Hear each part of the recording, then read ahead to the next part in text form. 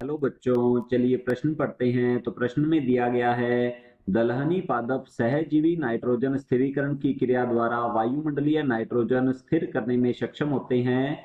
Nitrogen स्थिरीकरण की प्रक्रिया के संबंध में निम्नलिखित में से कौन सा कथन सही नहीं है? तो हमारे पास विकल्प है। ए विकल्प दिया गया है, लैग हीमोग्लोबिन ऑक्सीजन को हटाने का कार्य करता है तथा गुलाबी रंग का होता है। बी दिया गया है, ग्रंथिकाएं नाइट्रोजन स्थिरीकरण के स्थल की भांति कार्य करती हैं। सी दिया गया है, नाइट्रोजिनेज एंजाइम वायुमंडलीय नाइट्रोजन को अमोनिया में परिवर्तित या परिवर्तन को उत्प्रेरित करता है।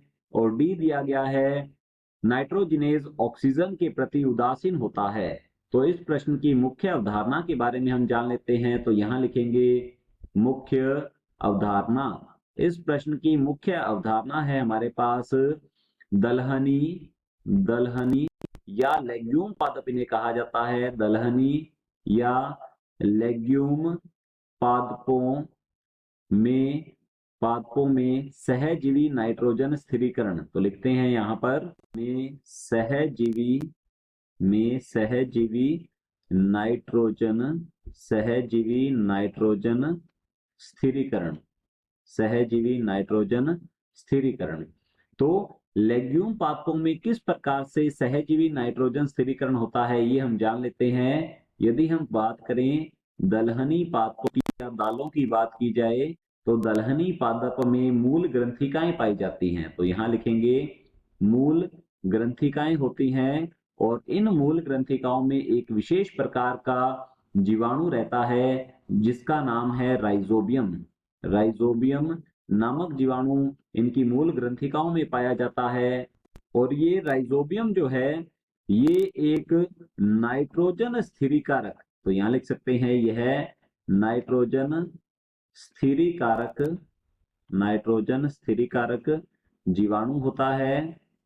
ये मूल ग्रंथिकाओं में रहते हुए नाइट्रोजन स्थिरीकरण करता है। इसमें एक विशेष प्रकार का एंजाइम पाया जाता है, राइजोबियम का ही एंजाइम होता है वह, जिसका नाम है नाइट्रोजिनेज।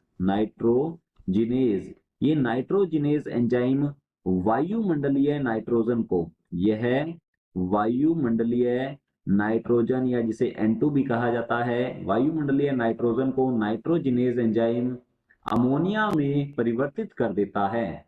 तो यह वायुमंडलीय नाइट्रोजन को परिवर्तित करेगा अमोनिया में, या फिर हम इसे लिख सकते हैं NH3। तो अमोनिया में परिवर्तित कर देता है, परंतु नाइट्रोजिनेज एंजाइम जो है, ये अवायवीय वातावरण में ही हम कह सकते हैं कि वायुमंडलीय नाइट्रोजन का स्थिरीकरण कर सकता है, अर्थात ऑक्सीजन या O2 के लिए अति संवेदनशील होता है। यह ऑक्सीजन के लिए अति अति संवेदनशील है, संवेदनशील होता है। तो अवायवीय वातावरण में ही यह कार्य करेगा। तो यहां लिखते हैं अवायवीय, अर्थात यह अवायवीय वातावरण में नाइट्रोजन स्थिरीकरण करता है, में नाइट्रोजन स्थिरीकरण करता है। तो अपनी क्रियाशीलता जो है यह अवायवीय वातावरण में दिखा पाएगा। ऑक्सीजन की उपस्थिति में यह नाइट्रोजन स्थिरीकरण नहीं कर पाता। तो अवायवीय वातावरण बनाने के लिए मूल ग्रंथिकाओं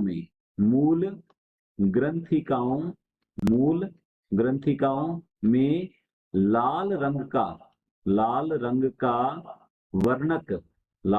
का वर्णक जो है यह पाया जाता है, जिसका नाम है लेग हीमोग्लोबिन। लेग हीमोग्लोबिन जो है यह ऑक्सीजन को अवशोषित कर लेगा और अवायवीय वातावरण का निर्माण करता है। अवायवीय वातावरण बनाए रखता है। तो इस प्रकार से दलहनी पादपों की मूल ग्रंथिकाओं में रहने वाला राइजोबियम जीवाणु जो है, यह वायुमंडलीय नाइट्रोजन को अमोनिया में परिवर्तित करता है, अर्थात हम कह सकते हैं वायुमंडलीय नाइट्रोजन का स्थिरीकरण करता है। तो हमारा जो प्रश्न है, दलहनी पादप सहजीवी नाइट्रोजन स्थिरीकरण की क्रिया द्वारा वायुमंडलीय नाइट्रोजन स्थिर करने में सक्षम होते हैं।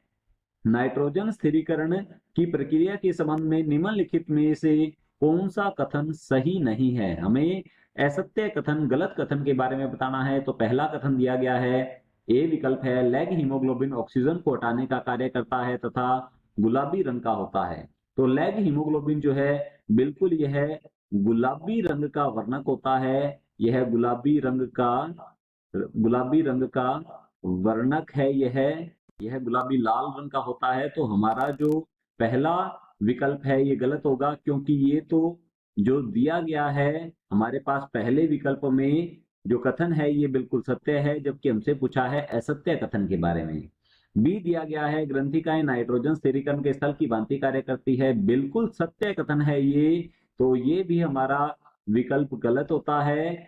सी विकल्प दिया गया है, नाइट्रोजिनेज एंजाइम वायुमंडलीय नाइट्रोजन को अमोनिया में परिवर्तन को उत्प्रेरित करता है। तो ये भी बिल्कुल सत्य कथन है, जैसा कि हमने यहाँ पर समझा है। तो हमारा सी विकल्प भी गलत होता है। डी विकल्प दिया गया है, नाइट्रोजिनेज ऑक्सीजन के प्रति उदासीन होता है, जबकि नाइट्रोजिनेज एंजाइम जो है यह ऑक्सीजन के लिए अति संवेदनशील होता है। तो हमारा चौथा कथन जो है ये बिल्कुल असत्य है, अर्थात हमारा डी विकल्प बिल्कुल सही उत्तर है। आशा करता हूं आपको समझ में आया होगा। धन्यवाद।